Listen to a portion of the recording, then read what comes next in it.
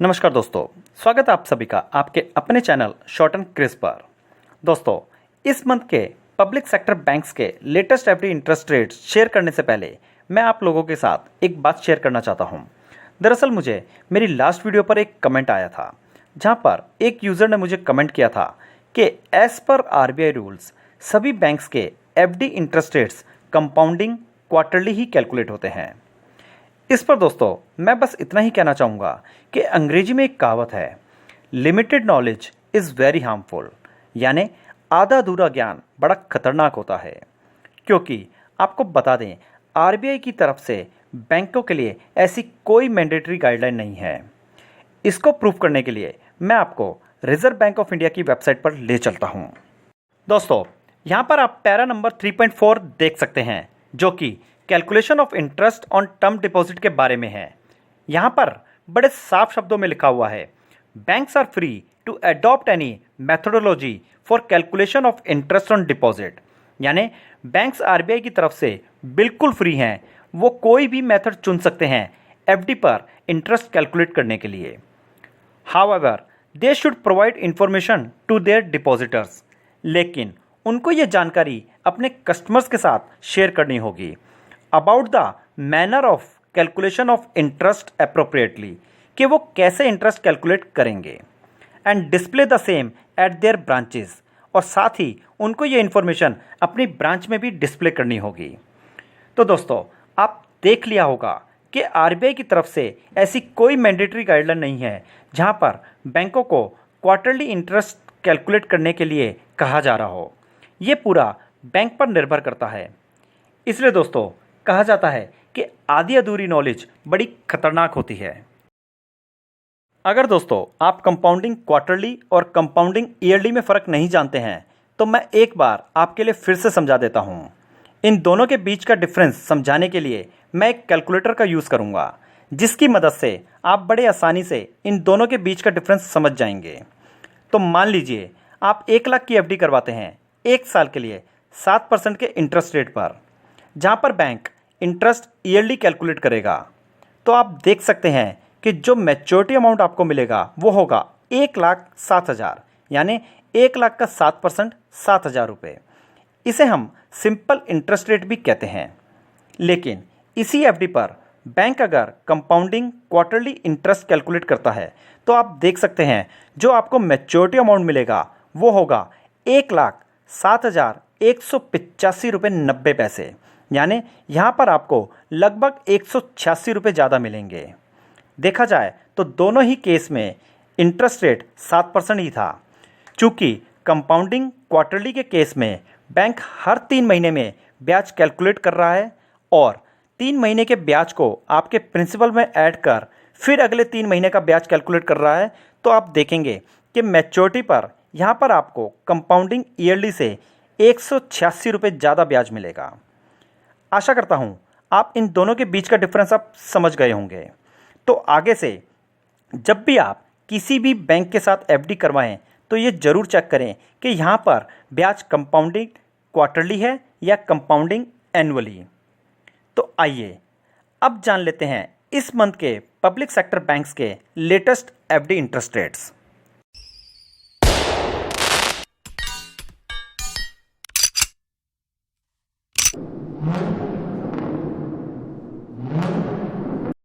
तो दोस्तों, इस लिस्ट में सबसे पहला बैंक आता है बैंक ऑफ इंडिया।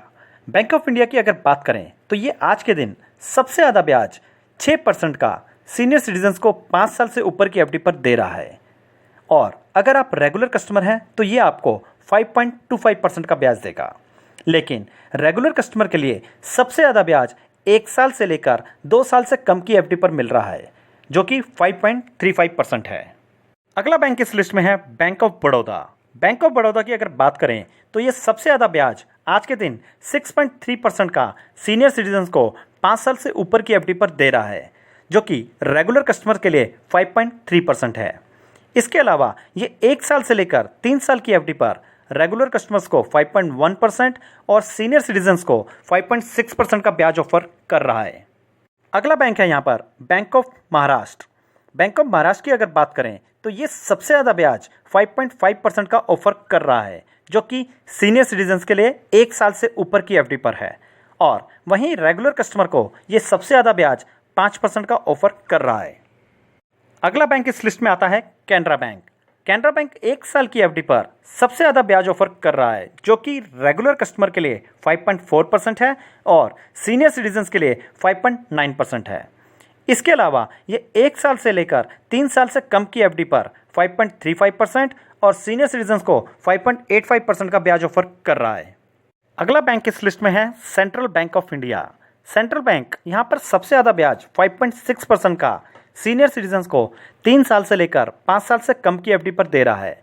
इसके अलावा ये 5 साल से लेकर 10 साल की एफडी पर भी सेम ब्याज ऑफर कर रहा है, जो कि रेगुलर कस्टमर के लिए 5.1% है। अगला बैंक है इंडियन बैंक। इंडियन बैंक सबसे ज़्यादा ब्याज 1 साल की एफडी पर ऑफर कर रहा है। रेगुलर कस्टमर के लिए 5.25% है और सीनियर सिटीजन के लिए 5.75% है। इससे ऊपर की एफडी पर यह 5.15% और 5.65% का ब्याज ऑफर कर रहा है। अगला बैंक आता है Indian overseas bank. Indian overseas की अगर बात करें तो यह सबसे ज़्यादा ब्याज 444 दिन से ऊपर की एफडी पर दे रहा है, जो कि रेगुलर कस्टमर के लिए 5.35% है, सीनियर सिटीजन्स के लिए 5.85% है और सुपर सीनियर सिटीजन्स के लिए 6.1% है। सुपर सीनियर सिटीजन्स वो होते हैं जिनकी एज 80 ईयर्स एंड अबव होती है। अगला बैंक है इस लिस्ट में पीएनबी बैंक यानी पंजाब नेशनल बैंक, जो कि सबसे ज़्यादा ब्याज 3 साल से ऊपर की एफडी पर दे रहा है। रेगुलर कस्टमर के लिए ये 5.3% है और सीनियर सिटीजन्स के लिए 6.05% है। इसके अलावा ये 1 साल से लेकर 3 साल की एफडी पर 5.25% और सीनियर सिटीजन को 6% का ब्याज ऑफर कर रहा है। अगला बैंक है पंजाब एंड सिंध बैंक, जो कि 1 साल से ऊपर की एफडी पर सबसे ज़्यादा ब्याज ऑफर कर रहा है। रेगुलर कस्टमर्स के लिए 5.55% है और सीनियर सिटीजन्स के लिए 6.05% है। अगला बैंक इस लिस्ट में है यूको बैंक। यूको बैंक की अगर बात करें तो ये सबसे ज़्यादा ब्याज 1 साल से लेकर 3 साल की एफडी पर दे रहा है, जो कि रेगुलर कस्टमर के लिए 5.25% है और सीनियर सिटीजन्स के लिए 5.75% है।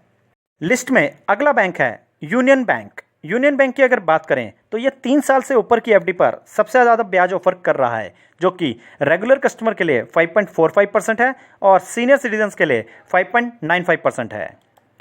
इस लिस्ट में आखिरी बैंक आता है एसबीआई बैंक। एसबीआई बैंक की अगर बात करें तो ये 5 साल से ऊपर की एफडी पर रेगुलर कस्टमर को 5.4% और सीनियर सिटीजन्स को 6.2% का ब्याज ऑफर कर रहा है।